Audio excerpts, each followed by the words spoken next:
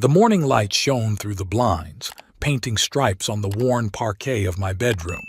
I lay still, listening to the ticking of the clock and the creaking of the old house. At 78, you begin to appreciate these sounds. They remind you that you're still here, even when there's no one left around. Elaine passed away 3 years ago. Pancreatic cancer is relentless and swift. 52 years together, and suddenly there's an emptiness. Her pillow still rests next to mine. Sometimes I wake up in the middle of the night and reach out to touch her shoulder, but my fingers find only cold fabric. I struggle to get out of bed, feeling a familiar ache in my joints. The doctors say it's arthritis. I call it age. I put on my glasses and wandered into the kitchen where I'd long ago established a ritual: coffee, peanut butter toast, and the newspaper. Simple pleasures that no one can take away. My house in Fall River isn't the kind of house you see on the covers of magazines. It's 2 stories high with a small garden I can no longer properly cultivate. But it's ours, mine and Elaine's. We bought it 40 years ago when I got a promotion in an accounting firm. Paid off the mortgage in 15 years, saving for everything. I've always been careful with money. Not stingy, just rational. Elaine used to laugh when she called me an accountant to the core, but it was that caution that allowed us to live decently and secure a future for our daughter Hazel. Hazel. I felt a bitterness in my mouth at the thought of her. An only child, our pride and joy. Once upon a time. Now she's 46, working as a logistics coordinator for Bay State Shipping. Comes once a month to check on the old man with her husband Cordell. Today was the day. I checked the calendar on the refrigerator, even though I already knew the date. Every third Saturday of the month, 11 to 1 o'clock in the afternoon, just like the schedule. I rubbed my temple, anticipating a headache. These visits always left an unpleasant residue. The doorbell rang at 11 sharp. Hazel was always on time, the only thing left of my upbringing. "Daddy!" she exclaimed, hugging me like she really missed me. "Have you lost weight? Are you eating well?" Her hair, once brown like Elaine's, was now dyed a lighter shade and styled in an expensive style. Too much makeup for a Saturday morning. Too much perfume. "Hello, Hazel," I pulled away, looking over her shoulder at Cordell, who was stomping awkwardly on the doorstep. Cordell Woodworth, my son-in-law for 20 years. Tall, with bald spots he carefully disguised by slicking his thinning hair to the side. An insurance appraiser for Providence Insurance. Always in a suit, always with that strained smile. "Aubrey," he nodded, shaking my hand. "Great day, isn't it?" I escorted them into the living room, where I'd already made tea and cookies. Hazel started fussing at once, rearranging the cups and adjusting the napkins. "Daddy, why don't you let me hire a cleaning lady? You shouldn't have to work so hard at your age." "I'm doing just fine on my own," I replied, sitting down in my chair. "Movement is life." "But you could move in with us," she continued, not looking me in the eye. "We have a guest room, remember? You wouldn't have to do anything." We went through this conversation every month.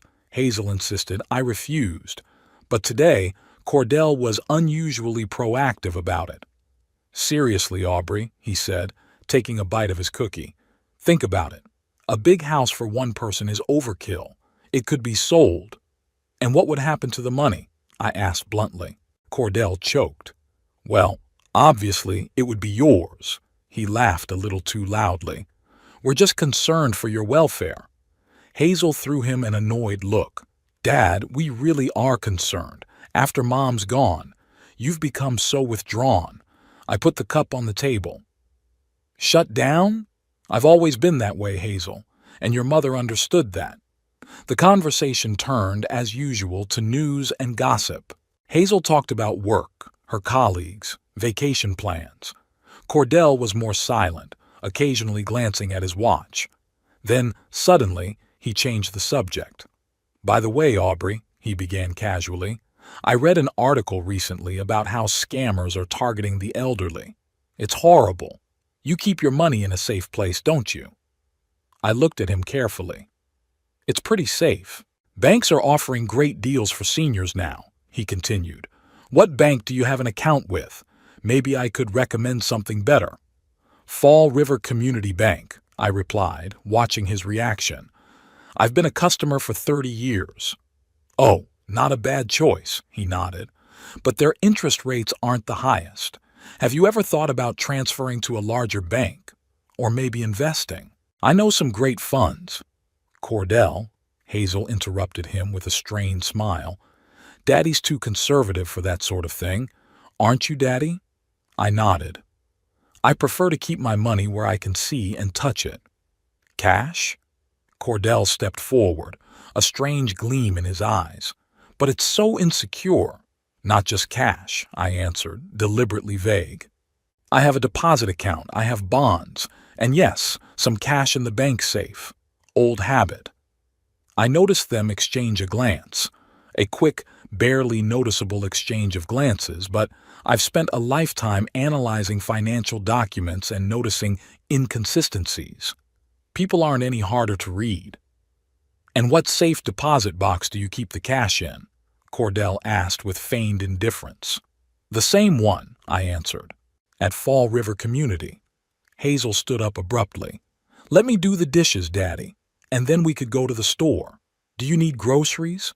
We never went to the store during their visits. Never. It was a new suggestion and it was unsettling. No, thanks, I replied.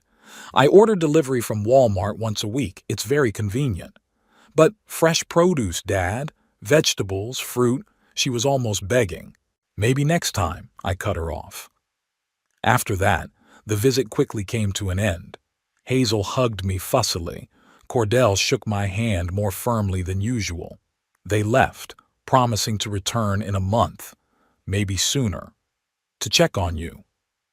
I watched their silver Lexus pull out of the driveway, a car they couldn't afford with their income. I always suspected Cordell was up to his eyeballs in debt. Elaine said I was too critical of him, but Elaine always looked for the best in people. I looked for inconsistencies. That night I sat in my office looking at an old photograph of Elaine. It was taken in Cape Cod, her hair waving in the wind and a smile lighting up her face. That's how I remembered her.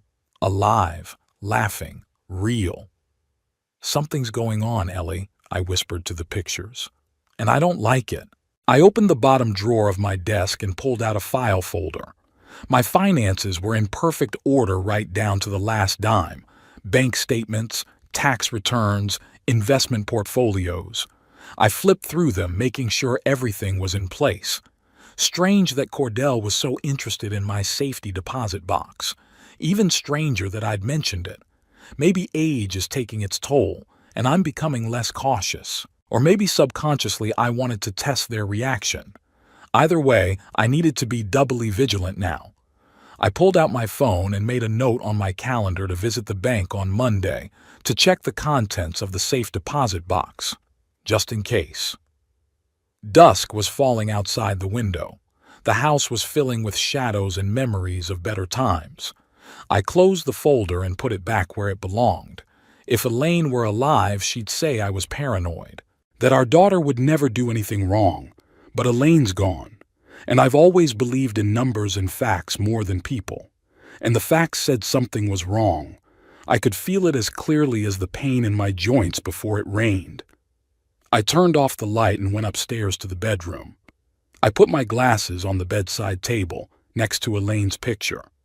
Lay down on my half of the bed, leaving her half untouched as always. Good night, Ellie, I whispered into the darkness. At times like this, I almost believed she could hear me. Monday was rainy.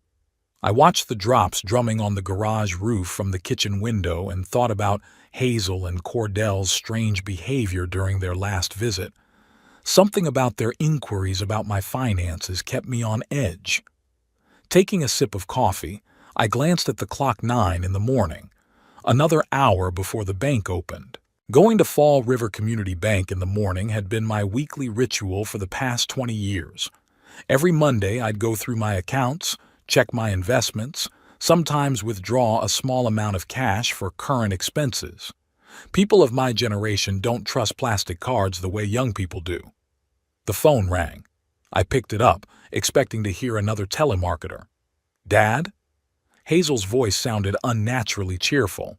How are you today? I'm fine, I answered, surprised by her call.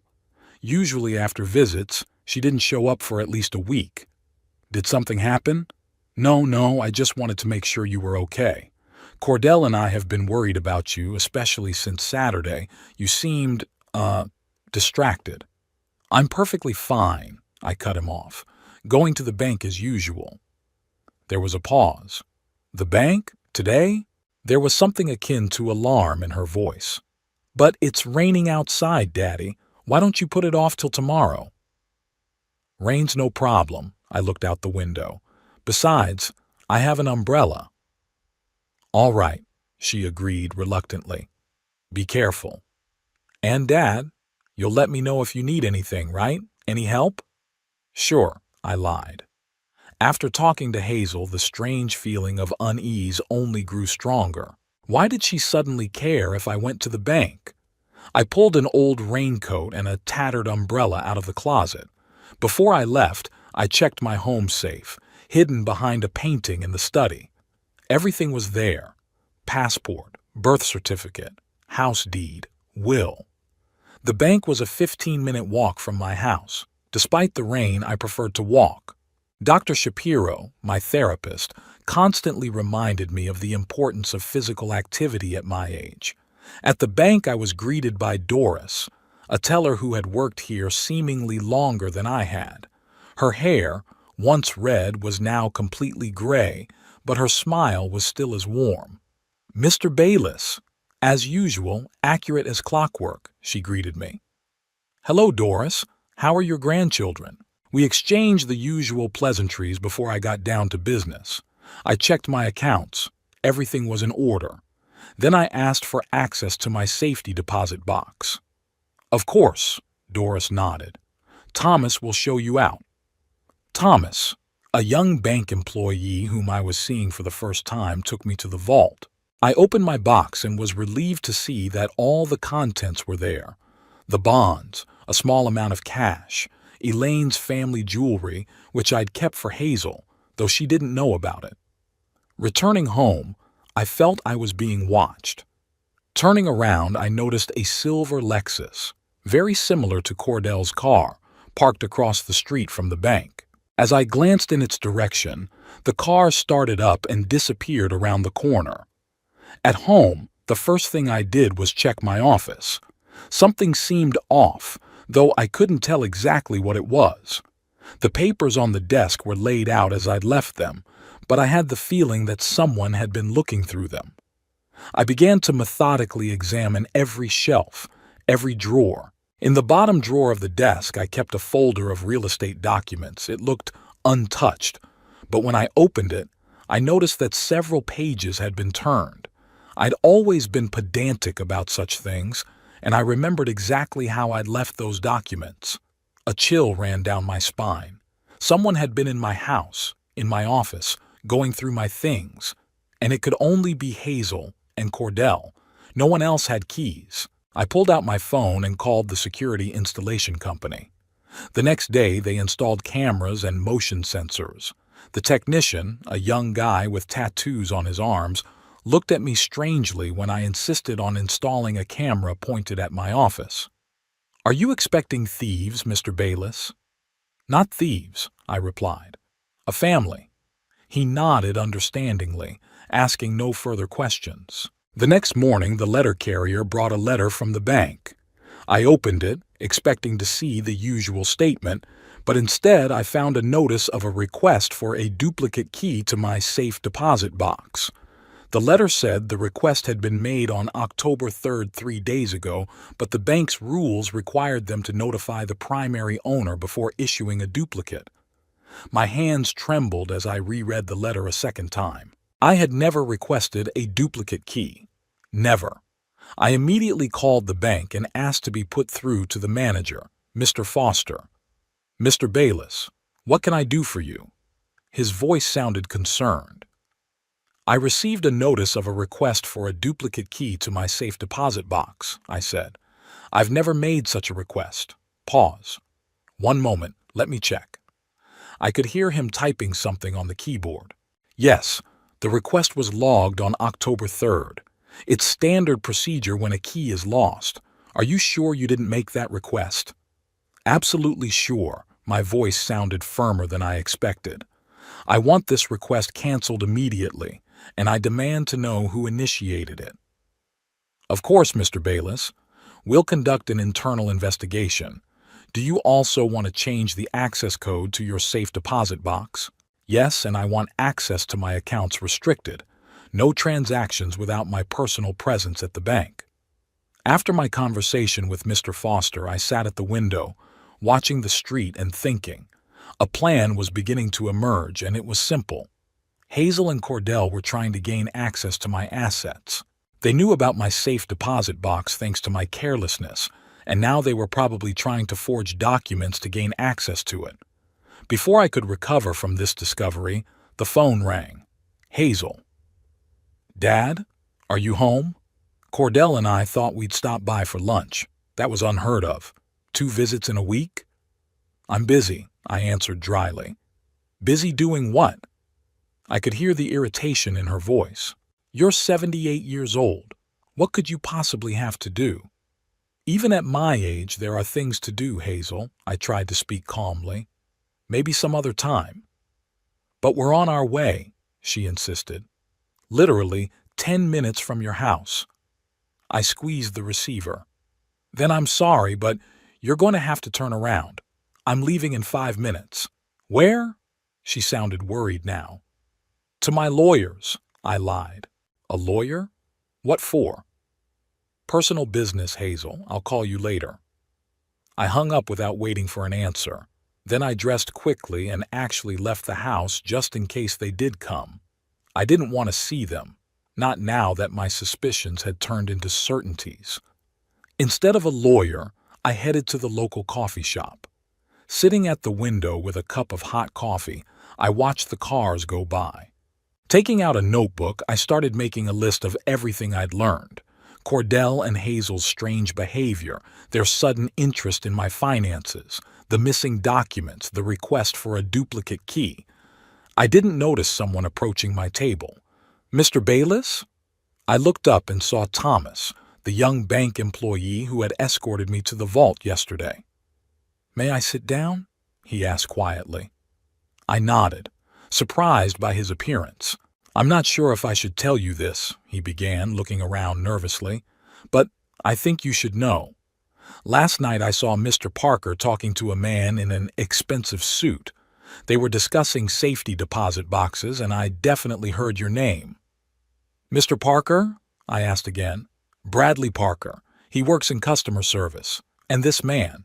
He called himself your son-in-law. I felt the blood rush from my face. Are you sure? Thomas nodded. Absolutely. They were talking about some kind of plan, and Mr. Parker said something like, everything will be ready by Friday. Why are you telling me this? I asked, scrutinizing his face. Because what they're planning is illegal, he replied. And because my grandmother lost all her savings to the crooks. I don't want that to happen to anyone else.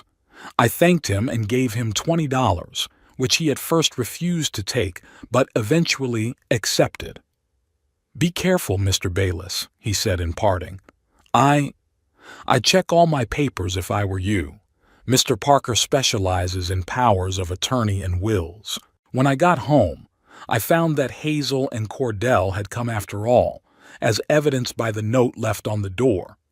Dad, call me when you get back. It's important. I didn't call. Instead, I checked the footage from the cameras installed that morning. One of them clearly showed Hazel opening the front door with her key and Cordell following her. They spent about 20 minutes in the house, most of the time in my office. Before they left, Hazel left a note on the door and Cordell put something in his pocket. I couldn't see what it was. I immediately started checking all the paperwork. The bank statement folder was missing a few pages.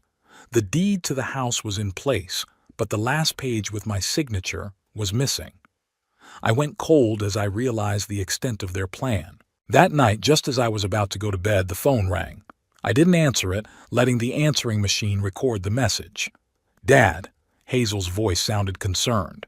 "We stopped by today, but you weren't home. Please call me as soon as you can. It's very important. It's about your health." Dr. Shapiro called us. He's worried. I knew it was a lie. Dr. Shapiro would never call Hazel. He had too much respect for patient confidentiality. Besides, I'd only seen him a week ago, and he said I was in great shape for my age. I turned off the phone and sat in the chair by the window. The lights of Fall River, the city that had been my home all my life, twinkled behind the glass. Somewhere out there, in one of those houses, my daughter and her husband were planning to rob me, with my own blood. "What would you do, Ellie?" I whispered, looking at my wife's picture. Elaine always saw the best in people, even when they didn't deserve it. But she was also a strong woman who wouldn't let anyone sit on her neck. "Kindness doesn't mean weakness," she often said. I made a decision. Instead of openly confronting Hazel and Cordell, I decided to give them enough rope to hang themselves. I'll let their plan evolve, but I'll be one step ahead of them. In the morning, I'll call Mr. Foster and alert him to a possible fraud. Then I'll contact the police. And finally, I'll visit my real lawyer to change the will. Hazel will never get another dime of my fortune. I went to bed feeling strangely calm. For the first time in many days, I was confident in my actions. As painful as my daughter's betrayal had been, it had also freed me from illusions. I saw things clearly now. With these thoughts, I drifted into a dreamless sleep. Friday morning was cloudy. I awoke before dawn, tormented by anxious thoughts. The words of the young bank clerk were in my mind. "Everything will be ready by Friday." Today was Friday, the day Hazel and Cordell planned to put their plan into action. I ate breakfast earlier than usual, chewing my toast absent-mindedly, unable to taste it. The phone rang at 7:30 sharp. "Dad?" Hazel's voice sounded unusually cheerful for such an early hour. "Are you awake yet?" "Yes," I answered dryly. "What do you want at this hour?" "I just wanted to let you know that Cordell and I would be picking you up around 10. Dr. Shapiro scheduled a checkup for you, remember?" Another lie. Dr. Shapiro didn't give me any checkups. "I have other plans for today," I said. "And stop using my doctor as an excuse." "Dad," she sounded annoyed. "You're becoming unbearable. We're only trying to help." "Not today, Hazel. I have business at the bank." Pause. "The bank?" Her voice trembled. "But it's Friday. You usually go to the bank on Mondays." "I decided to change my habits," I replied. "At my age, it's good for brain activity." "Why don't we give you a ride?" she suggested too hastily. "Then we can stop by the doctor's office." "No, thank you. I'd rather walk." After the call, I called the police and reported my suspicions. Sergeant Moriarty, an elderly officer I knew from the days when he patrolled our neighborhood, listened to me carefully. "Mr. Bayless, if you're sure there's a crime in progress, we can send a plainclothes officer to the bank." "I'd be very grateful, Sergeant. The bank opens at 9, but I plan to be there by 8:30. I know the back door that the employees use." Then I called Mr. Foster, the bank manager, told him about my suspicions and my conversation with Thomas. "These are serious allegations, Mr. Bayless."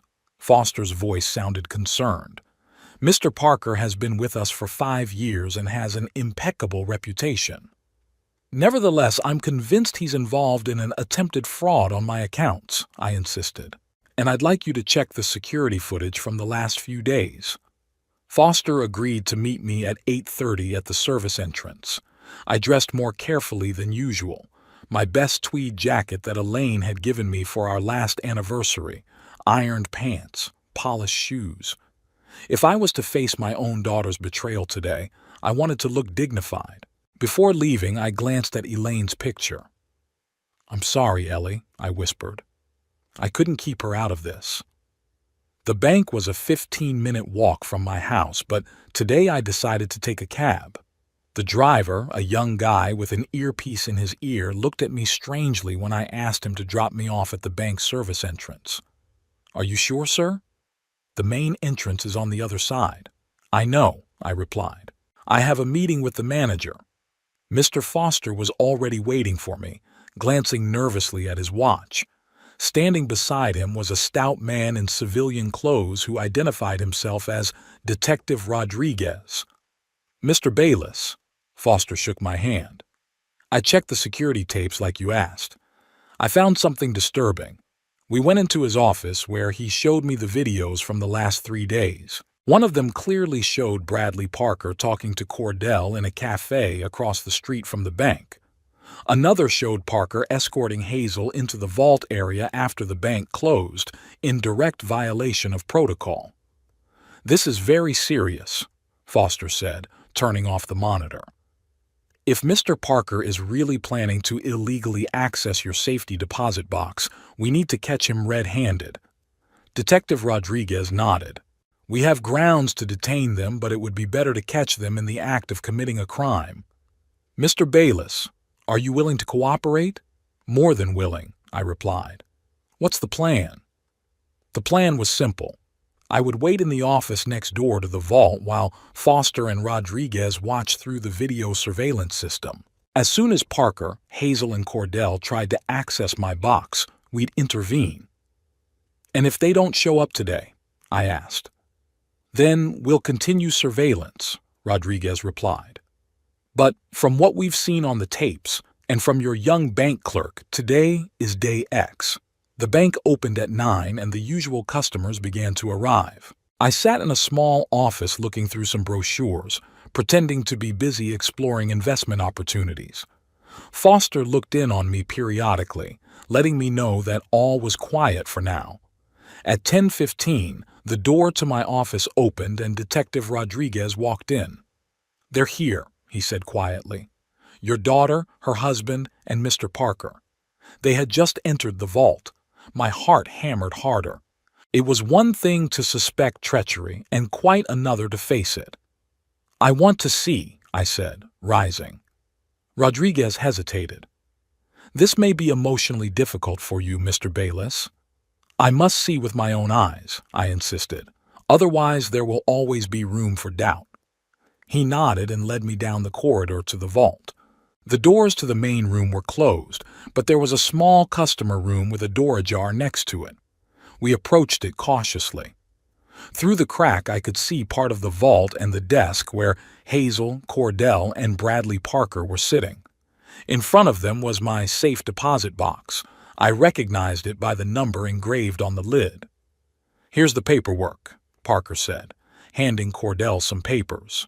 "The power of attorney looks authentic. The signature is notarized. Technically, we're acting within the law." "Of course we are," Cordell replied with a smug grin. "Aubrey signed that power of attorney himself. I knew it was a lie. I never signed any power of attorney." "And if he comes to check the safe deposit box?" Parker asked nervously. "He does it regularly." "Not today," Hazel grinned. "I took care of it. He thinks we'll pick him up at 10. By the time he realizes we're not coming, it'll be too late." Parker opened the safe deposit box and began laying the contents out on the table. Bonds, real estate deeds, envelopes of cash. "How much is in here?" Cordell asked greedily, grabbing one of the envelopes. "I estimate about $200,000 in bonds and $50,000 in cash," Parker replied. "Plus real estate deeds you can use to re-register the property." "Great," Cordell rubbed his hands together. "My friend at the notary's office will do the paperwork retroactively. We'll have the house by the end of the day." "And what about the old man himself?" Parker asked. "We have already prepared the documents for the nursing home," answered Hazel coldly. "With his signature on the power of attorney, we can put him there forcibly. Dr. Mitchell, Cordell's colleague, is ready to confirm his incapacity." I felt my insides turn upside down. My own daughter was planning to put me in a nursing home against my will, to steal my home, my savings, everything Elaine and I had built up through decades of hard work. "That's enough," I whispered to the detective. "I've seen and heard everything." Rodriguez nodded and signaled over his radio. A moment later, the vault doors swung open and 2 uniformed police officers walked in, followed by Mr. Foster. "Bradley Parker," Foster began in an official tone, "you are violating bank protocol and the law by providing unauthorized access to a customer's safe deposit box." Parker turned pale, dropping the stack of documents he was holding. "Mr. Foster, I can explain. They have a power of attorney." "A forged power of attorney," Detective Rodriguez intervened, entering the vault. "Hazel Woodworth, Cordell Woodworth, Bradley Parker, you are being held on suspicion of attempted fraud, forgery of documents, and conspiracy to steal." Hazel froze, her face contorted with shock. Cordell tried to hide the envelope with the money in his pocket, but one of the officers immediately stopped him. "What's going on?" Hazel whispered. "There's been some kind of mistake." At that moment, I came out from behind the door and stood in front of them. Hazel turned even paler when she saw me. "Daddy, what are you doing here?" "Watching my only daughter try to rob me and put me in a nursing home," I answered calmly, though I was seething inside. "It's not what you think," Cordell began, trying to smile. "We just wanted to help manage your finances." "Shut up, Cordell," I cut him off. "I've heard it all. The power of attorney, the nursing home, the incapacity thing, everything." Hazel burst into tears, but her tears gave me no sympathy. Too many years of pretending, too many lies. "How could you, Daddy?" she sobbed. "Sick the police on us? We're a family." "A family doesn't steal from each other," I replied. "Families don't lock their old people in nursing homes to take their property." The officers handcuffed all 3 of them. Parker remained silent with his head down. Cordell tried to explain something, mentioning his debts and financial difficulties as if that could be an excuse. Hazel continued to cry, casting accusing glances at me as if I were to blame for what had happened. "Mr. Bayless," Detective Rodriguez addressed me, "we're going to need an official statement from you. Are you ready to make one?" "Right now," I answered firmly. As they were being led out of the vault, Hazel stopped next to me. "You're going to regret this, Daddy," she whispered through gritted teeth, changing her tears to anger. "You'll die alone, and no one will come to your funeral." I looked her straight in the eyes that had once looked so much like Elaine's, but now there was nothing of my late wife in them. "I'm alone now, Hazel. I've been alone for years, ever since you decided my money was more important than our relationship." She was led away, and I was left standing in the middle of the vault, surrounded by scattered documents, shards of the life Elaine and I had built over decades. Mr. Foster came over to me and put a hand on my shoulder. "I'm very sorry, Mr. Bayless. The bank will, of course, pay for any damages and conduct an internal investigation. Mr. Parker will be fired immediately." "Thank you," I responded machine-like, still not fully comprehending what had happened. Detective Rodriguez took me to his office to make a statement. I mechanically answered questions, signed papers, and provided evidence. My mind was as if in a fog, shielding itself from the emotional pain of betrayal. "Mr. Bayless," Rodriguez said softly when we were done, "I understand how difficult this is for you. I've seen a lot of family betrayals in my years of service, but it never gets easier, especially when it comes to your own children." "You know what the weird thing is, Detective?" I looked at him with tired eyes. "I'm not even surprised. Somewhere deep down inside, I always knew Hazel only saw me as a wallet. I just didn't want to believe it." Rodriguez nodded. "Do you need somewhere to stay for a few days? Sometimes, in cases like this, we recommend a temporary change of scenery." "No," I shook my head. "I'm going back home. This is my home, and I won't let them take it away from me even for a day." As I left the police station, I felt strangely relieved. It was as if the heavy weight I had been carrying for years had finally been lifted off my shoulders. No more pretending that Hazel and I had a normal relationship. No more looking for excuses for her coldness and greed. The truth, as bitter as it was liberating. I walked home slowly, enjoying the simple fact of my existence for the first time in a long time. The air seemed fresher, the colors brighter. At the corner of my street, I stopped at a small flower shop and bought a bouquet of white roses, Elaine's favorite flowers. At home, I put the roses in a vase next to her picture.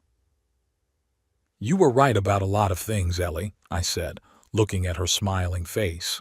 "But not about Hazel. She didn't turn out to be a good person like you'd hoped." The phone rang several times that night. I didn't answer it. Turning on the answering machine, I listened to messages from Hazel's lawyer, from her mother-in-law, even from a neighbor who reported that poor Hazel had called her hysterically. None of them asked how I was feeling after betraying my daughter. No one really cared. The last message was from Hazel herself, recorded probably from the police station. "Daddy," her voice sounded hoarse from crying, "please take a statement. They're saying we're looking at real jail time. You don't want your only daughter to end up in jail, do you? Think about what people would say, what Mom would think." I turned off the answering machine before I finished. Elaine would never approve of what Hazel did. Never. I sat in the chair by the window, watching the dusk descend on the city. A strange calmness swept over me. I knew there would be difficult days ahead. The trial, the depositions, maybe even publicity in the local media. But I was willing to go through with it, for myself, for Elaine's memory, for justice. My phone rang again. This time I decided to answer it. It was Detective Rodriguez. "Mr. Bayless, just wanted to let you know that all three are being held pending trial. The judge denied bail, given the seriousness of the charges and the risk of attempted fraud again." "Thank you, Detective," I replied. "I appreciate your work." "You're welcome, sir. Hang in there. It won't be easy, but you made the right choice." I hung up the phone, and for the first time that day I felt tears welling up in my eyes. Not because of Hazel. I had long ago mourned the loss of the daughter I thought I knew. I cried for Elaine, who never got to know what our daughter had really become. Maybe it was for the best. Wiping my eyes, I went upstairs to the bedroom. Today had been a long day, and tomorrow was going to be just as hard. But for the first time in years, I felt in control of my life. Whatever happened next would be my choice, my decision. I went to bed and, as always, said goodnight to Elaine. And then, for the first time in a long time, I fell asleep quickly and peacefully. The weekend after the incident at the bank passed in a strange daze. I hardly left the house, avoiding the prying eyes of my neighbors. News travels fast in a small town, especially news as scandalous as this: a daughter and son-in-law trying to rip off their own father with the help of a corrupt bank teller. On Monday morning, the doorbell rang. On the threshold stood Mr. Foster, the bank manager, with a leather briefcase in his hands and a nervous expression on his face. "Mr. Bayless," he held out his hand to me. "May I come in? We need to talk." I led him into the living room, offered him coffee, which he politely declined. I sat across from him, watching him awkwardly open his briefcase and pull out a folder of documents. "First of all, I want to formally apologize on behalf of Fall River Community Bank for the incident that occurred last Friday," he began in a formal tone. "The behavior of our employee, Mr. Parker, is completely unacceptable and goes against all the principles of our institution." I nodded without saying a word. Foster continued, "Mr. Parker was fired immediately, and we conducted an internal investigation to make sure that similar incidents don't happen again in the future." He placed a document in front of me. "We would like to offer you compensation in the amount of $50,000 for moral damages and inconvenience caused by this incident." I glanced at the document but didn't take it. "What about the criminal prosecution of Mr. Parker?" Foster squirmed uncomfortably in his chair. "We would prefer to settle that matter, without too much publicity. $50,000 is a substantial sum, Mr. Bayless, and a guarantee that your funds are perfectly safe. You're trying to cover it up. It wasn't a question, it was a statement. A scandal like this could seriously damage the bank's reputation, Foster said quietly, almost pleadingly. We've been serving this community for 70 years. Think of the people who could lose confidence in us, the depositors who would take their money. What about depositors whose funds might be stolen by corrupt employees? I asked sharply. You do realize that Parker may have done this before, right? And maybe he's not the only one? Foster turned pale. We've conducted a thorough review of all of Mr. Parker's transactions over the past 2 years. No other irregularities were found. That you were able to notice, I finished for him. Mr. Foster, I've been a financial auditor for 35 years. I know how easy it is to hide financial fraud when you know the system inside out. I stood up, signaling that this conversation was over. I won't accept your compensation, and I won't agree to keep the matter quiet. Mr. Parker should be held criminally liable just like my daughter and son-in-law, and I intend to sue the bank for negligence in securing client assets. Foster's face contorted with alarm. Mr. Bayless, please reconsider. A lawsuit could take years. At your age, at my age, I interrupted him, I have the time and determination to see this through. Now please leave. My lawyer will be in touch. After Foster left, I immediately called Maurice Lewinsky, my longtime friend and attorney. We had met in college and, although we had chosen different career paths, had kept in touch over the years. Maurice was one of the few who attended Elaine's funeral and called me regularly after her death. Aubrey, what the hell is going on? He asked, barely picking up the phone. I got a call from Hazel saying you've lost your mind and filed a police report on her. You talked to Hazel? I was surprised. She was hysterical, said you misunderstood the situation, that they just wanted to help you manage your finances and you called the police. Maurice, I took a deep breath. My daughter and her husband tried to steal my money and house, forged a power of attorney and planned to put me in a nursing home. That's not helping me manage my finances. Pause. Damn, he finally exhaled. Are you sure? I saw and heard everything with my own eyes and ears, Maurice. They didn't know I was in the bank. I heard them discussing how to get rid of me and my property. Oh my God, Maurice's voice trembled. Aubrey, I'm so sorry. I know how much you loved Hazel. I did, I agreed. It's past tense. Now I need your help as a lawyer. I want to change the will to exclude Hazel completely from the estate, and I want to sue the bank for negligence. Against the bank? Maurice was surprised. Why? Their employee was an accomplice, Maurice. He accessed my safety deposit box without my knowledge. The bank is trying to keep the matter quiet by offering me compensation in exchange for my silence. But I want them to conduct a full investigation and review their security protocols. Otherwise, other elderly customers could get hurt. I understand. Maurice's voice became professional and collected. I can stop by your place this afternoon with the necessary paperwork to change the will. As for the lawsuit against the bank, we'll have to think it over carefully. It could be a lengthy process. I have plenty of time, I replied, and enough money for a good lawyer. Maurice arrived at 3 o'clock in the afternoon with a folder of documents and a bottle of good scotch. We sat around until evening discussing the details of the new will and the strategy for the lawsuit against the bank. Under the new will, most of my estate was to go to a charity for the elderly and a small amount to a local college to establish the Elaine Bayless Memorial Scholarship for finance students. Are you sure you want to exclude Hazel completely? Maurice asked when we were done. Not to leave her even a token amount? I'm sure, I answered. She's already tried to steal everything. I won't give her a dime. After signing the new will and all the necessary paperwork to file a lawsuit, Maurice and I opened our scotch and drank silently to Elaine, to what she would never know. The next morning, the phone rang. It was Martha King, Elaine's old friend and my neighbor for the past 30 years. Aubrey, honey, how are you? Her voice sounded concerned. I heard the terrible news. I'm fine, Martha, I replied, though it wasn't quite true. Poor Hazel came to see me last night, she continued.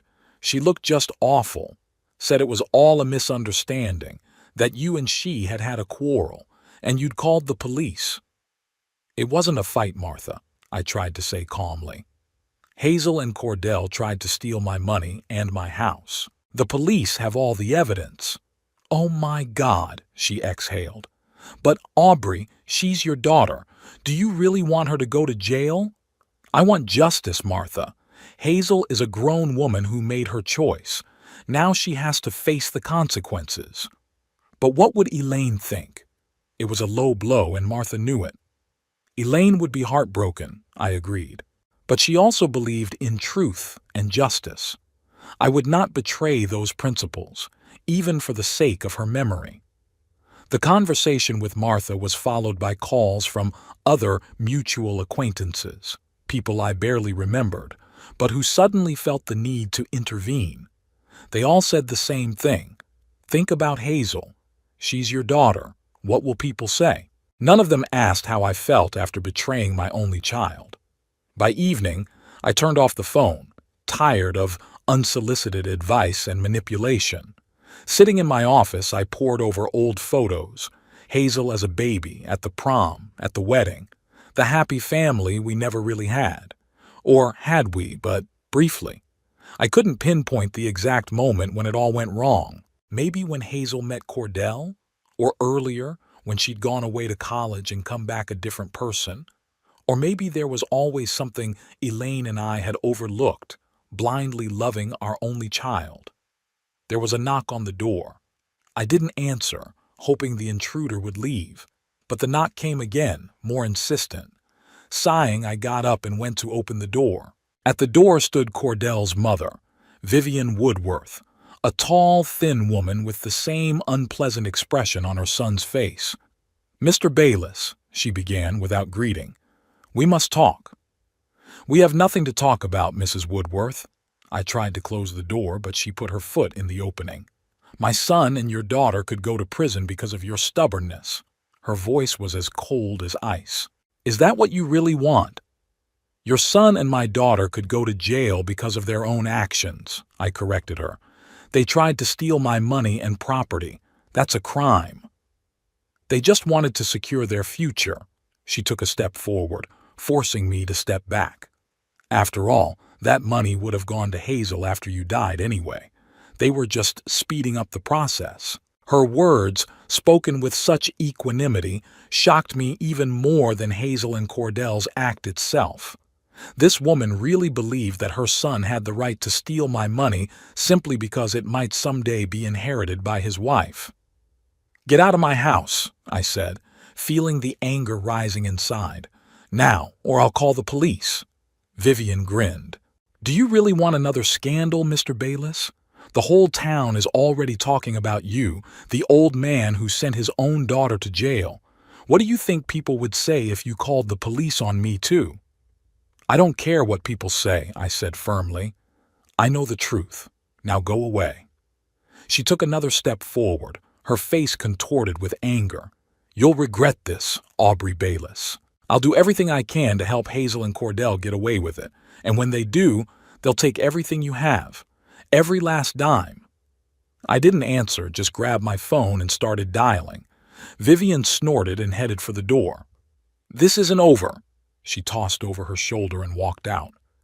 I closed the door and leaned against it, feeling my legs shaking. Never before had I encountered such blatant anger and greed. This woman had raised Cordell to believe that he had the right to take what was his, and he must have passed that philosophy on to Hazel. I got a call this evening from Detective Rodriguez. "Mr. Bayless, just wanted to give you a heads up. We've received information that the Woodworth family are hiring a prominent criminal defense attorney, James Morgan. He's known for his, aggressive defense tactics." "What does that mean for the case?" I asked.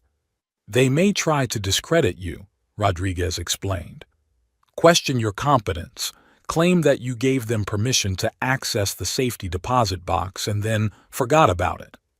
Morgan is known for turning cases upside down, turning victims into defendants. They have no proof, I countered.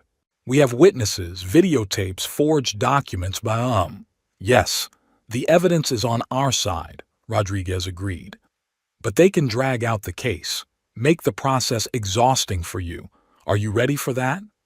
I'm ready, I answered without hesitation. I will not back down. After talking to Rodriguez, I couldn't sleep for a long time. I lay in the dark, staring at the ceiling and thinking about how strangely life had turned. Until a week ago, I was just a lonely old man whose daughter visited occasionally out of a sense of duty. Now I was a man who had sent his daughter to prison and was preparing for a court battle against his own family and an entire bank. What would you do in my shoes, Ellie? I whispered into the darkness, knowing there would be no answer. But in a strange way, I felt that Elaine would have approved of my actions. She always believed in justice, even when it hurt. The next morning, I woke up with renewed determination. After having breakfast, I called Maurice and asked him to expedite the process of filing a lawsuit against the bank. I want it done as soon as possible, I said, while I still have the strength to fight. Aubrey, are you sure? Maurice's voice sounded concerned. It's going to be a difficult process, emotionally exhausting. I'm sure, I answered firmly. I won't let them win. Not Hazel and Cordell, not the bank that's trying to keep the case quiet. All right, Maurice agreed after a pause. I'll file suit today. And Aubrey, I'm proud of you. Not everyone would have had the strength to fight in a situation like this. His words touched me more than I expected. In a world where everyone seemed to be against me, it was important to know that at least one person was on my side. After talking to Maurice, I went out for a walk, for the first time since the incident at the bank. The day was clear, sunny, with a light fall breeze. I walked down familiar streets, past the homes of people I'd known for decades. Some neighbors averted their eyes when they saw me. Others nodded sympathetically or stopped to express support. Mr. Bayless, Mrs. Rodriguez, an elderly widow who lived across the street, called out to me. I heard what happened. Don't listen to anyone who says what you did was wrong. My son-in-law tried to do the same thing to me 5 years ago. I didn't find the strength to fight back then, and now I live in a tiny apartment and they live in my house. I thanked her for her support, suddenly realizing that I was not alone in my situation. How many other elderly people face betrayal from those who are supposed to care for them? When I returned home, I found an envelope in the mailbox with no return address. Inside was a note written in Hazel's familiar handwriting. Dad, you've always been stubborn and cruel. All my life you have controlled my every move, my every decision. You've never understood what I want, what I need. You think Cordell and I are criminals? We just wanted what was rightfully ours. You saved up all that money, but you never shared it with us, even when we were desperate. If you don't drop the charges, I'll tell everyone what you really were. A cold, calculating tyrant who only cared about money, never about his family. Last chance, Dad. Drop the charges or you'll regret it. Hazel. I reread the note twice, marveling at how distorted Hazel's perception of the past was. I'd never been a tyrant. Yes, I was strict, especially about finances, but only because I wanted to teach her the value of hard-earned money. I never denied her the necessities. I paid for her education, her wedding, helped with the down payment on the house. Hazel's note wasn't just an attempt at manipulation. It was a threat. She threatened to blacken my name, to distort the truth about our family life. But somehow, that threat didn't scare me. I knew the truth. Elaine knew the truth. And some of our old friends knew it too. I put the note in an envelope and took it to Maurice as further evidence against Hazel. Attempting to pressure a witness was another crime in a long list. When I got home, the phone rang again. This time it was Foster from the bank, with a new offer. $100,000 in compensation and a public apology, but no criminal prosecution of Parker.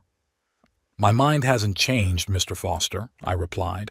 I'm filing a lawsuit against the bank. My lawyer is already on it." "You're making a mistake, Mr. Bayless." Foster's voice sounded threatening. "The bank has considerable legal resources. This process could take years." "Then it's best not to waste any time," I replied, and hung up. That evening, I got a call from Detective Rodriguez with news that the judge had scheduled a preliminary hearing for Hazel, Cordell, and Parker for the following week. "I'll have to testify." "Are you ready for that, Mr. Bayless?" Rodriguez asked. "It can be emotionally taxing to speak against your own daughter in court." "I am ready," I replied. "I will speak the truth, no matter how painful it may be." As I hung up the phone, I felt strangely calm. There was a hard fight ahead, against the bank, against Hazel and Cordell, against everyone who was trying to get me to back down. But I was ready. For the first time in a long time, I felt I was fighting for something important, not just my money or my possessions, but for principles, for justice, for truth. "We'll get through this, Ellie," I said, looking at the picture of my wife. "We always have." And for the first time since her death, I felt like she could really hear me. The Bristol County courtroom was packed on the day of the first hearing in the case. It seemed like all of Fall River had come to see the family drama that was now in the public eye. I sat in the front row next to Maurice, outwardly calm, though inwardly I shrank at the thought of what was coming. When Hazel, Cordell, and Parker were brought in, I forced myself to look at them.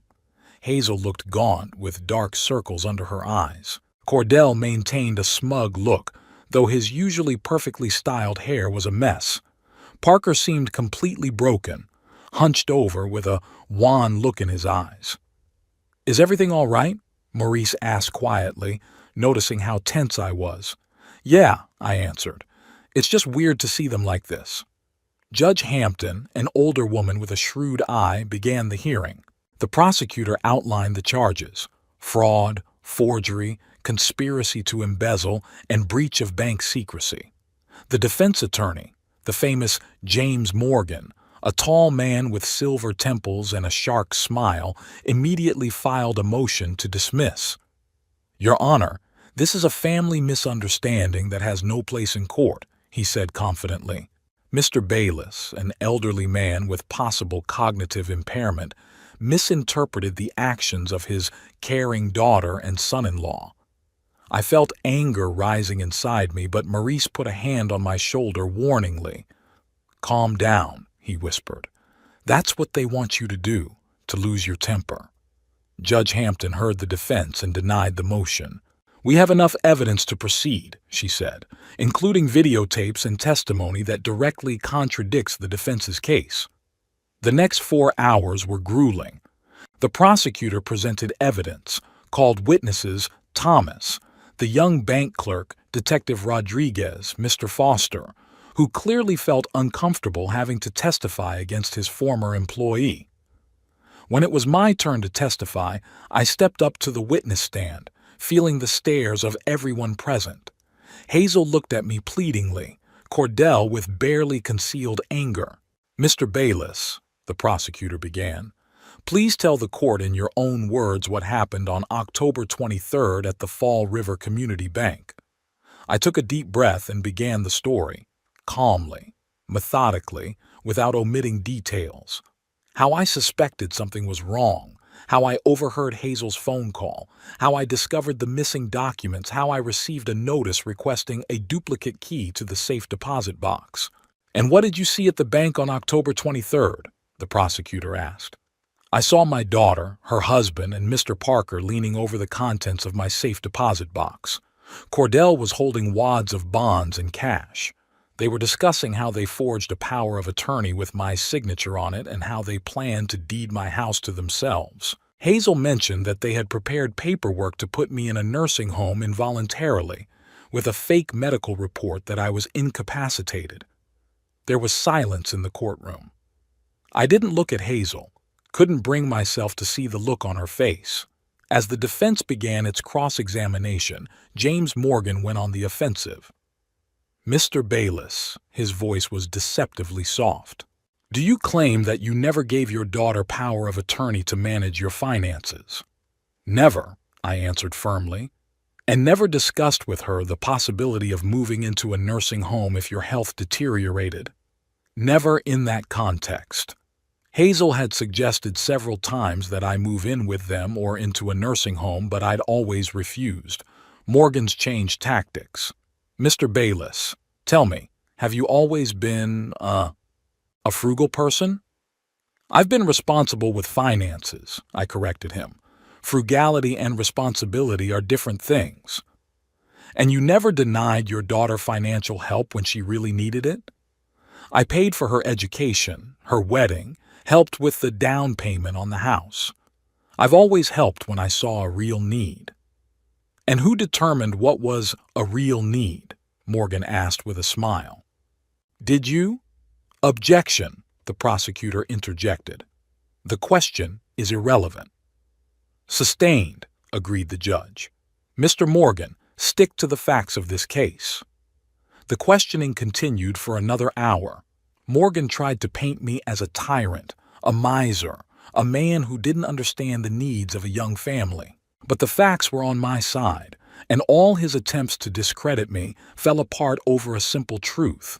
Hazel and Cordell had tried to steal my money and property using false documents. When the first hearing was over, Judge Hampton ruled that the case would go to trial. Hazel, Cordell, and Parker were formally charged and released on bail pending trial. As I left the courthouse, I ran into reporters. Camera flashes, microphones, shouted questions. Maurice pushed them away, helping me to a waiting cab. Don't answer them, he advised. Let the court speak. But not everyone got that advice. The next day, the local paper published an interview with Hazel, where she portrayed herself as the victim of a cold, heartless father who preferred money to his own daughter. He always loved money more than he loved me, the paper quoted Hazel as saying. Even when Mom was alive, he controlled every dime. My husband and I just wanted to secure our future, knowing that Dad could change the will at any time out of whim. I folded the paper without finishing it. How easily history is rewritten to justify one's own actions. Parallel to the criminal case, my civil suit against the bank was developing. Fall River Community Bank at first denied any responsibility, claiming that Parker's actions were his personal initiative, not authorized by management. But when Maurice presented evidence of systematic violations of security protocols and lack of proper oversight, their position began to weaken. The breakthrough came when my case drew the attention of other elderly bank customers. Two of them came forward with similar stories, not as dramatic as mine, but indicative of the same disregard for security on the part of the bank. One man discovered unexplained withdrawals from his account. Another noticed that his investment portfolio had been altered without his knowledge. Maurice consolidated these cases into a class action lawsuit, and the bank became seriously concerned. The negative publicity had already led to an exodus of depositors. The bank's board of directors initiated pre-trial settlement talks. Meanwhile, the criminal case against Hazel, Cordell, and Parker was moving toward trial. The prosecutor offered a deal, a guilty plea in exchange for a lighter sentence. Parker immediately agreed, willing to testify against my daughter and son-in-law. Cordell hesitated but eventually accepted the deal, realizing that the evidence against him was overwhelming. Only Hazel persisted, refusing to admit her guilt.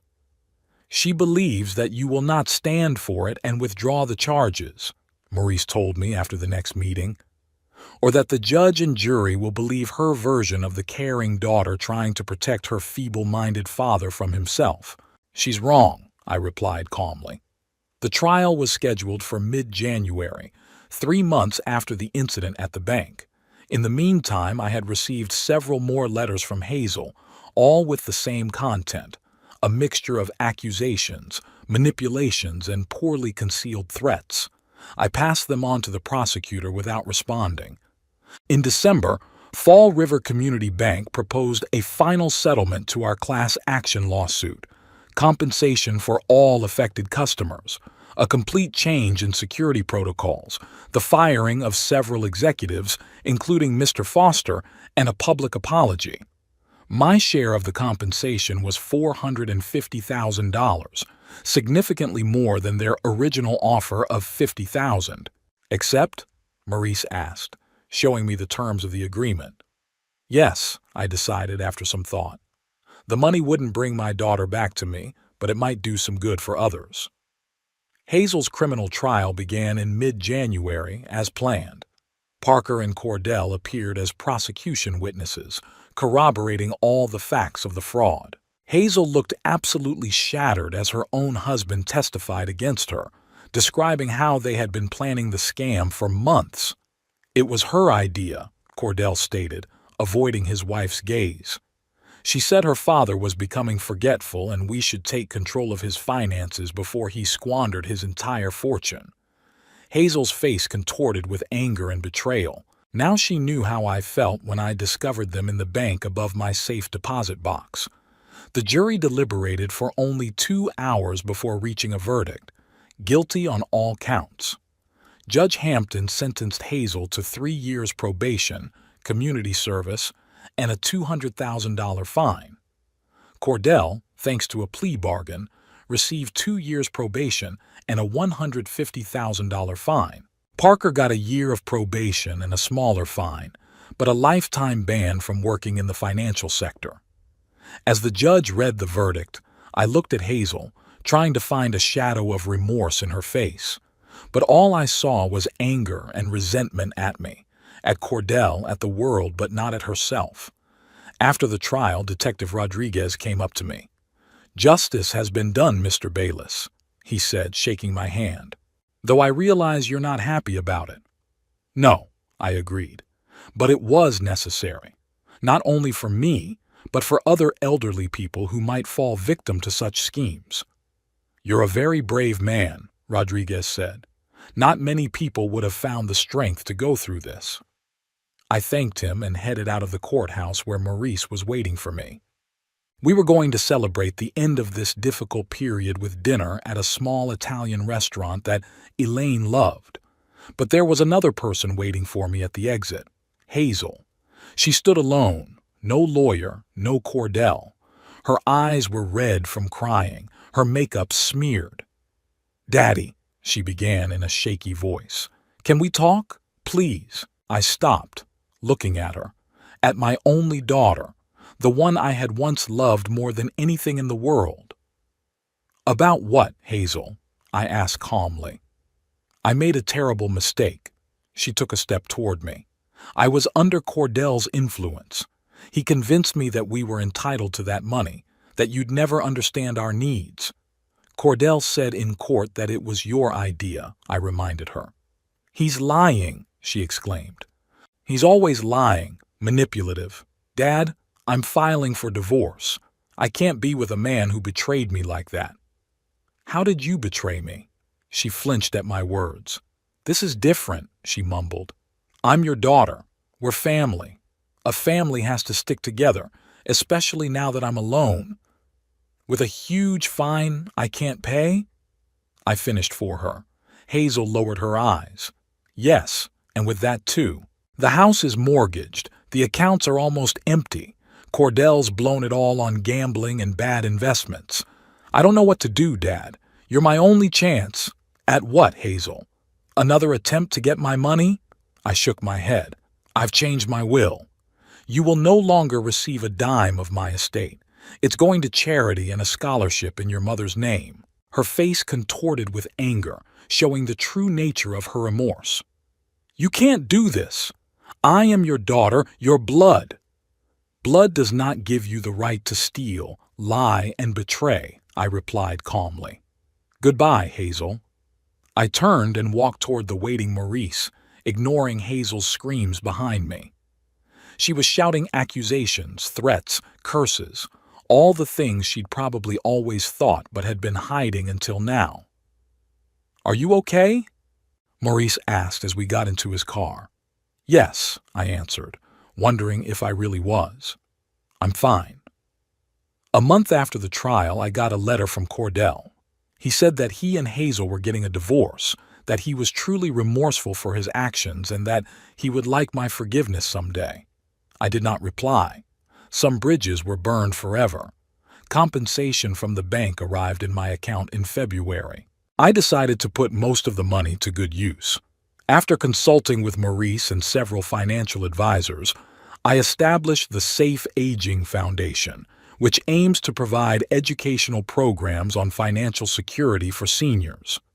The first workshop was held in March at the Fall River Community Center. I expected 5 or 6 people to attend, but the room was full, over 50 seniors, many with stories similar to mine. My son tried to get me to sign a power of attorney saying it was just regular insurance, said one woman. My nephew helped me with banking transactions and systematically stole from my account, shared another pensioner. I realized that I had found my new vocation. Together with a team of lawyers, financial advisors, and social workers, we developed a comprehensive program to help seniors protect their assets, recognize the signs of financial fraud, and know their rights. By the end of the year, our program had received a grant from the state of Massachusetts and expanded to several neighboring towns. I appeared on local television, gave newspaper interviews, and conducted one-on-one counseling sessions. One spring day, exactly 6 months after the incident at the bank, I walked by the house that had once belonged to Hazel and Cordell.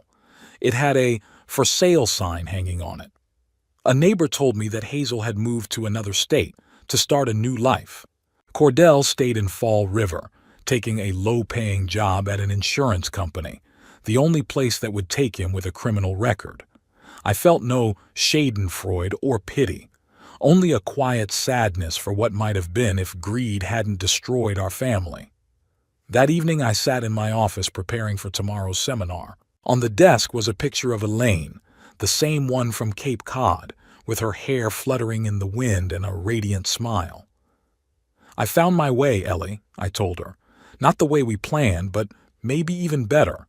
Now I'm helping people, doing something really important." And in the silence of the house, I thought I heard her quiet, approving laugh, the same one that always warmed my heart on the coldest days. I closed the folder with the materials for tomorrow's seminar and turned off the desk lamp. Tomorrow would be a new day, new people, new stories. Life went on, and for the first time in a long time, I was glad for it. As I walked up to my bedroom, I thought about the strange irony of fate. The betrayal of my daughter, the most painful experience of my life, had led me to a new calling, a new community, a new meaning of existence. Sometimes out of the darkest moments, unexpected light is born. I went to bed on my half, leaving Elaine's half untouched out of habit. "Good night, Ellie," I whispered, as I had done every night for the past 3 years. And this time I thought the silence answered with a light, almost elusive, "Good night, Aubrey." I smiled and closed my eyes, ready for a new day and all it would bring.